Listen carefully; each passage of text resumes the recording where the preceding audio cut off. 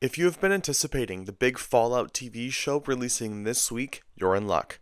IGN calls the Fallout show among the best video game adaptations ever made. Let's be honest here though, if these reviews are so glowing, I mean like it scored 95 on Rotten Tomatoes as of its opening. Let's be honest here, a lot of video game adaptations usually don't get high scores.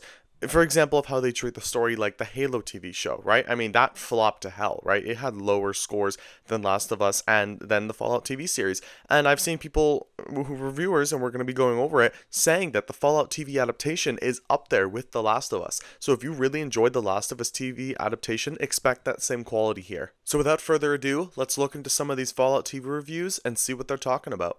So here we are with some of the reviews. Now there's a bunch of them, right? For PC Gamer, Variety, Windows Central. I am going to be looking at Windows Central first just because starting a flame in our hearts is one like I have to read. So the Fallout TV series first season delivers a darkly humorous show that represents the best of what the games offer with a 4.5 stars. I mean, that is pretty damn good. The pros, great performances, good effects and action, solid soundtrack, accurately understands and captures the tone of Fallout, which is the one thing that I wanted it to do, right? I mean, it's the same with any other kind of game adaptation. You want it to capture the tone of the video game, like Fallout, something that Halo failed to do. And in the cons, 8 episode season length feels constrained. So I guess either kind of like just pushed in, like there could have been more episodes, they kind of had to rush things. But this is very good. I mean, to hear some great performances, especially from actors. I've never heard of any of these actors except Walton Goggins, so I'm very excited. Good effects in action, again, CGI and stuff like that. That's something that's going to be really cool. And the soundtrack, obviously, we need a really good soundtrack. So it is going to be awesome to read. You forgot the golden rule of the wasteland. Thou shalt get sidetracked by bullshit every goddamn time. That is actually very funny, because that's exactly how Bethesda games work. You will get sidetracked. I mean, if I'm guessing that's a line by the Ghoul. I'm gonna take a yeah. So says the Ghoul, Walton Goggins. I guarantee that's exactly. Oh my god, that's amazing. That is exactly how the Fallout and just any Bethesda game really works. You could be on your main quest and you'll get sidetracked by bullshit every goddamn time. This is awesome. Produced by Amazon. Yeah, partnership with Bethesda. This is awesome. I mean, like the reviews here are great. Um, Kicks off in the year 2296, where Lucy McLean and dozens of others in Vault 33, part of a network connected to Vaults 32 and 31. Oh, okay. So we got more than one vault that are okay. So it's 3 vaults connected together. Okay. See, I want to know actually what will the experiment be for Vault 33? Like, because like all vaults have an experiment, right? Vault 111 was freezing people. Vault 101 from Fallout 3, I'm pretty sure, was giving the Overseer like an over amount of power. There might have been something else.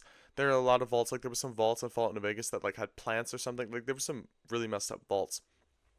So I'm excited to see what Vault 31, 32, and 33 offer for their experiments.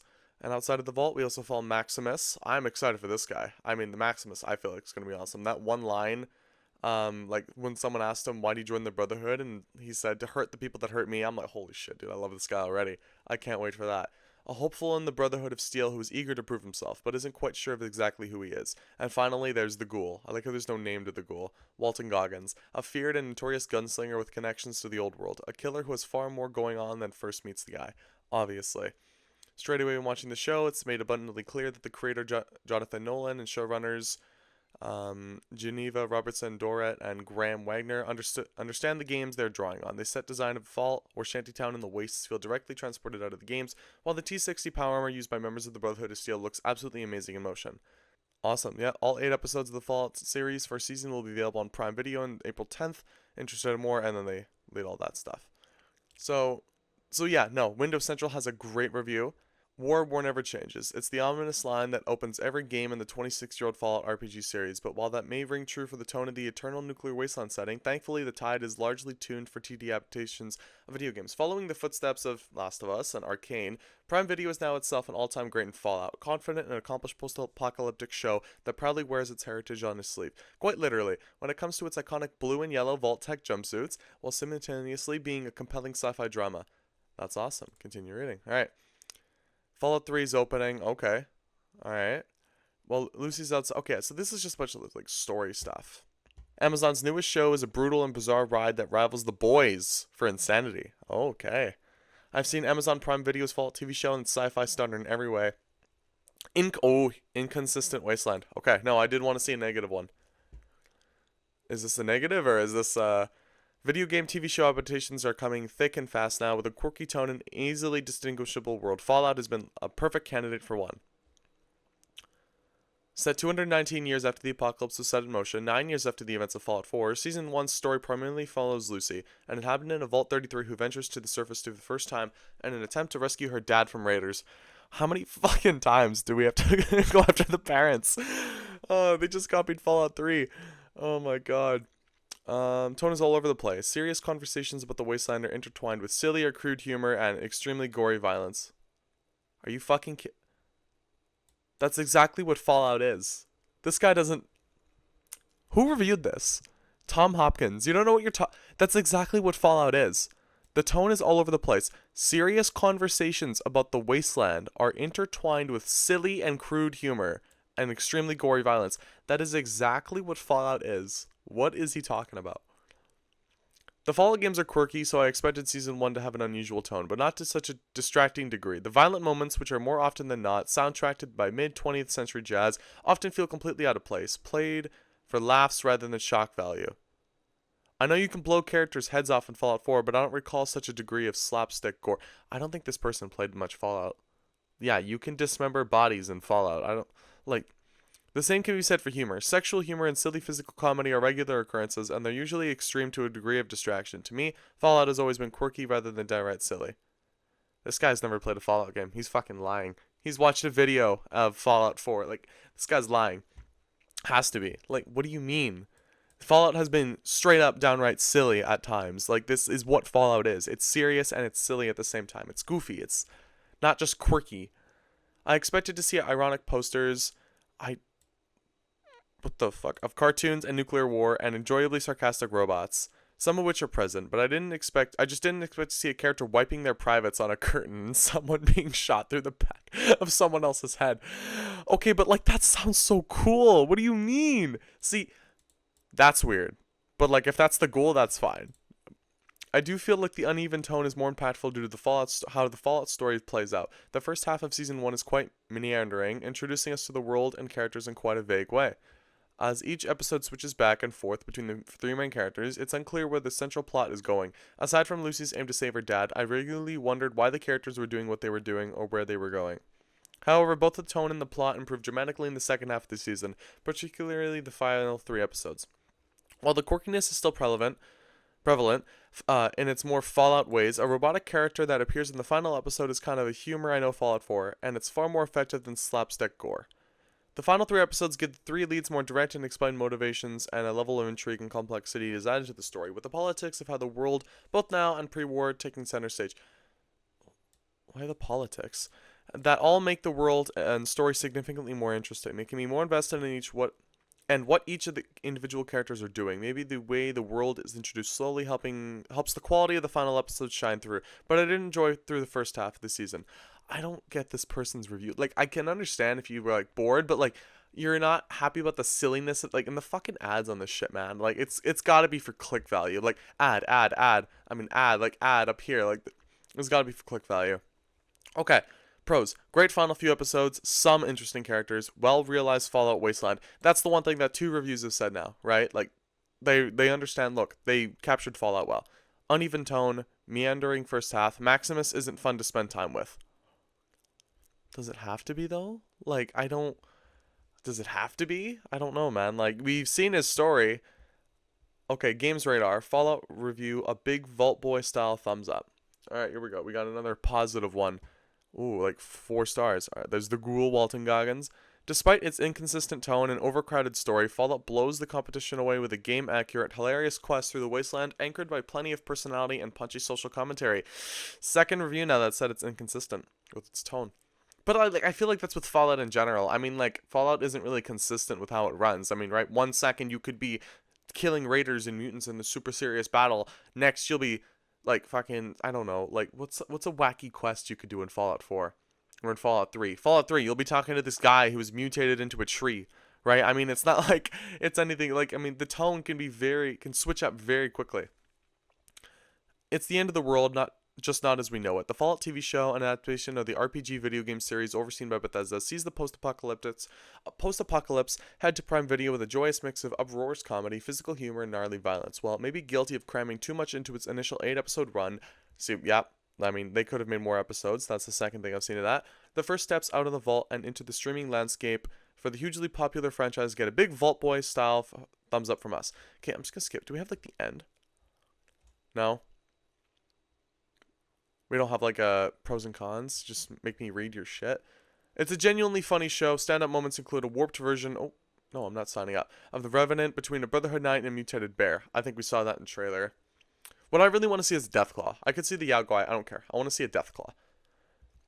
The aforementioned mixing of moods, often in the same scene, does occasionally come across as a bit too forced. Fallout is often at its funniest when it's trying not to be and just lets emergent events of the wasteland play out. It would do well to remember that if it teased a second season ever comes to fruition. What Fallout does do, however, is build on top of the sturdy structure of the franchise to often deliver some sharp, acute social commentary. The 6th episode, which dives back into Cooper Howard's pre-apocalyptic past and the proximity of Vault-Tec, is a standout hour and really sticks a knife into the idea of the American exceptionalism.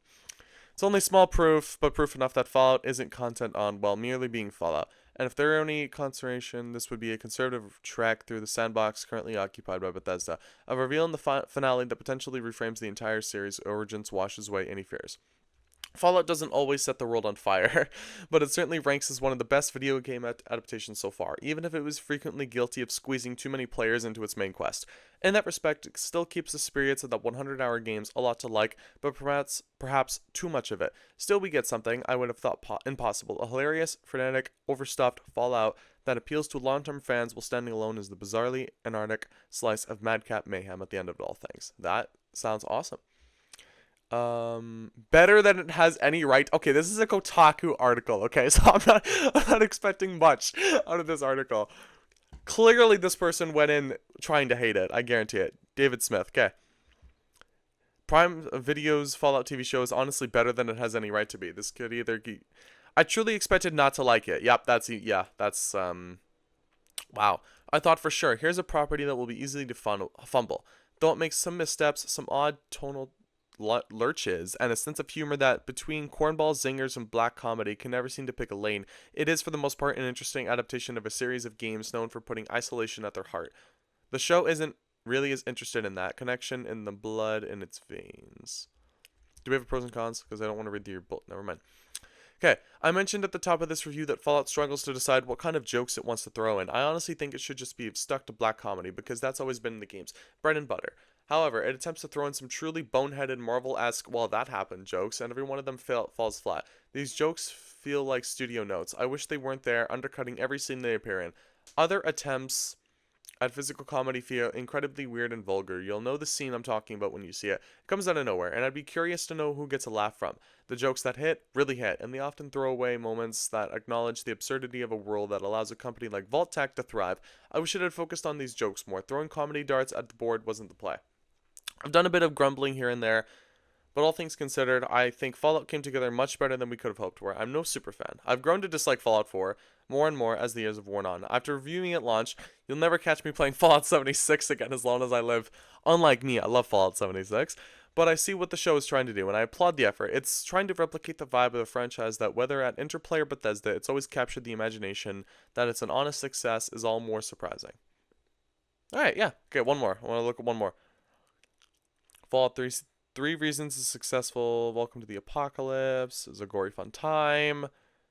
All the news. I mean, like, overall, it just seems like it's, like, even with its missteps, it's still a very good show. So, like, this is kind of like a Cyberpunk situation. I mean, let's see with the video game, right? Where reviews came out, it was buggy, it was broken, but, you know, reviewers with their bullshit still said, look, even with these very minimal bugs that they said there was, even though there was so many more, it's still very good. So, the characters, the story, and the structure hold it up, even if, like, some of the jokes aren't funny, even if some of, you know, the tone, if it's inconsistent. So that is good, because then with Season 2, all I really have to do is just fix those few issues, right? Keep the tone more consistent, try not to make more Marvel-esque jokes.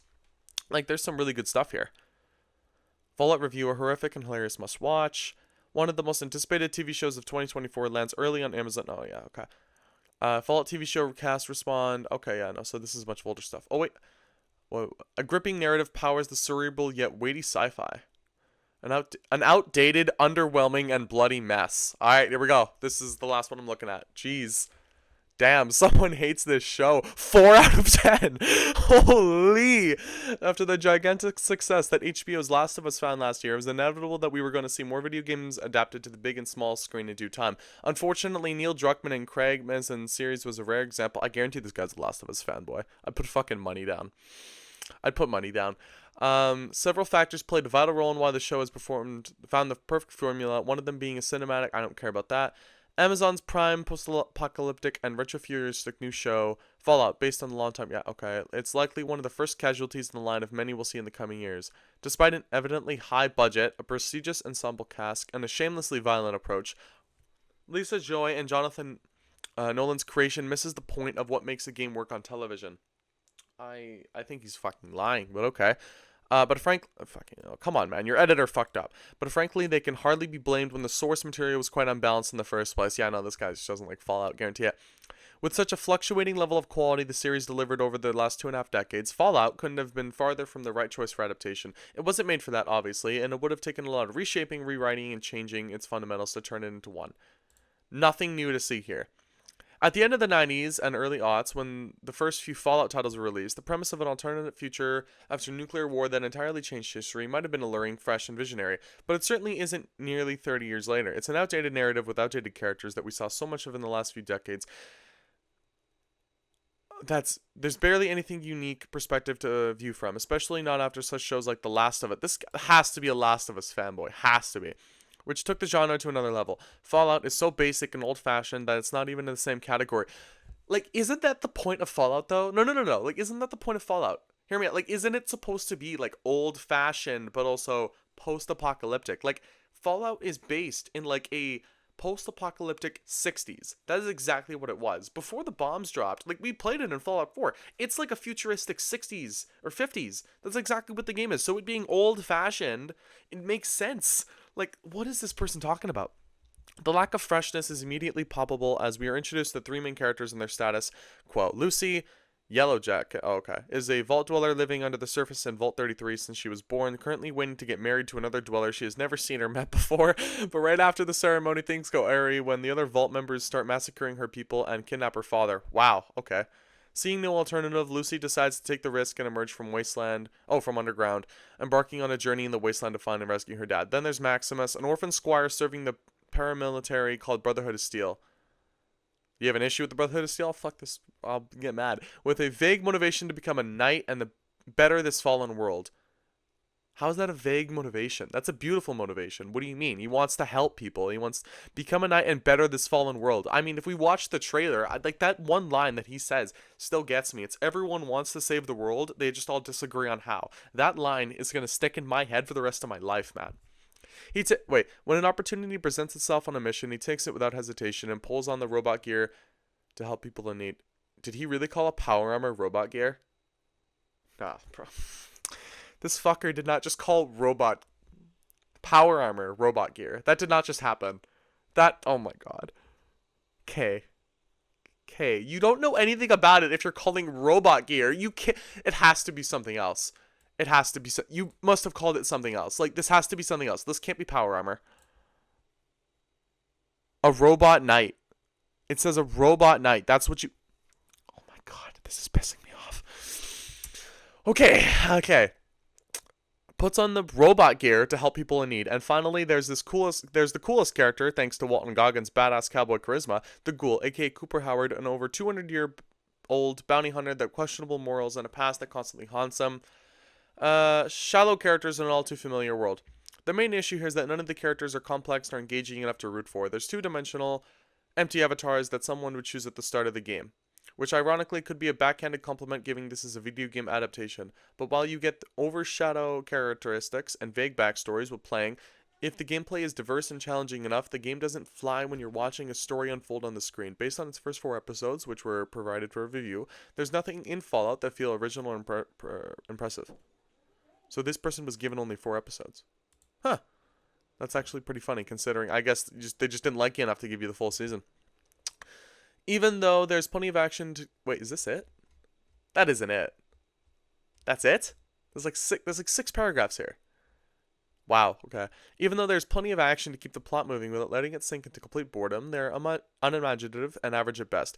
Filled with generic gun and fistfight between robots, humans, and other creatures. He must mean power armor people here. I imagine he's calling people in power armor robots now, and other creatures that could work if the series' target audience were solely children under 14, but given that Fallout fanbase is likely an older generation who played the games in the last 2 decades, that's hardly the case here. Plus, the creators didn't go easy on the explicit violence, the most surprising aspect of it that often show limbs tear and blood splatter as characters die horrific deaths, like in the video games, yes, which may be a little much for younger viewers. Here, okay, what is the age rating? TVMA. So the series is unsuitable for kids below 17. So, like, does this person think that kids under 14 are going to be watching this show? Is that what, where's my, like, no, seriously, like, which may be a little much for younger viewers. It's literally for 17-year-olds and higher. Like, they're not going to have like 12-year-olds watching this show unless parents are okay with that, which is completely fine, but like the show is not for kids. Like, what? It's all a bit over the top, but that actually works in favor of the series. And then there's a bleak, threatening, and futuristic wasteland of a world that evokes a westernish vibe with plenty of sci-fi elements brought over from the games. Threatening and futuristic wasteland of a world that evokes a westernish vibe with plenty of sci-fi elements. Literally the entire game. They perfectly captured it. If I had to name one selling point, it would be the atmosphere. Okay, so yeah, every review that we've seen so far now in this video has praised its atmosphere. Look, Fallout manages to capture and prove that all the money that went into it wasn't for nothing. Even so, it's a world that doesn't differ from anything we've seen before. In fact, it's just kind of a mixture of different elements and set pieces used from other, better post-apocalyptic movies and TV shows. It just doesn't have an identity. Okay, he could have just put it just doesn't work right there. That would have been fucking genius. Have an identity that would make it stand out in any way.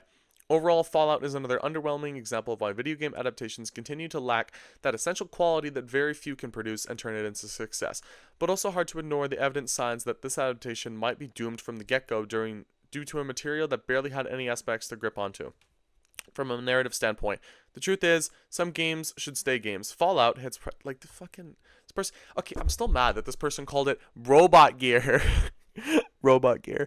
Look, this person's review has immediately been invalidated when they called power armor robot gear. It's been invalidated. That's it right there. Okay, so that's about it for this review. I've now been pissed off. I don't want to look at it anymore. This Looper on MSN, you've pissed me off. I don't want to butcher that name, but you've pissed me off. That's what you've done. I don't know why you're calling power armor robot gear, but it's just going to piss me off if I find another one and they call it power armor robot gear. So I'm going to lead it on back to my little outro. So thank you all for watching this. So overall, after looking over these several reviews that I was talking about, it is pretty glowing show. I mean, the atmosphere of the show, very well done. Every single review that we just looked at is praising the show for its atmosphere, for being Fallout. Now, I'm just saying, that one moron calling it power armor robot gear, I'm going to call it robot gear for the rest of my life now, because that is the funniest fucking shit I think I've ever heard in my entire life. No one on the face of the planet has ever called power armor robot gear. I don't know why they did it, but I don't know. I don't think they play games. I don't think they have ever played a Fallout game. I don't think they know what power armor is, but it's just super funny. I want to thank you all for watching this pretty long video, going on almost half an hour of me reading over these reviews. Get in your power robot gear, guys. I mean, like, I can't wait to get back into 76 again today and watch the show and get into my robot gear. It's going to be so much fun. But if you did enjoy this video, consider leaving a like, sharing, commenting, and subscribing if you so choose to. I did actually have a lot of fun reading through these reviews, even if some of them pissed me off, but, you get to see my reactions to it. So thank you all for watching, and I will see you all in the next video. I've tried to say this like 3 times, but I want to thank you all for being a channel member to 83SPG, Epic Gamer, TM Gaming, Blade JL, Magi of Truth, Jan Colson, Mystic AU, Adam, Anders Anderson, Hera Winkla, Off-White, Chasebo Gaming, Spiked Kirby, and Forbidden Gamer. Thank you all so much for being channel members, and if you want to be a channel member as well, click the link in the description, and thank you all for watching the video.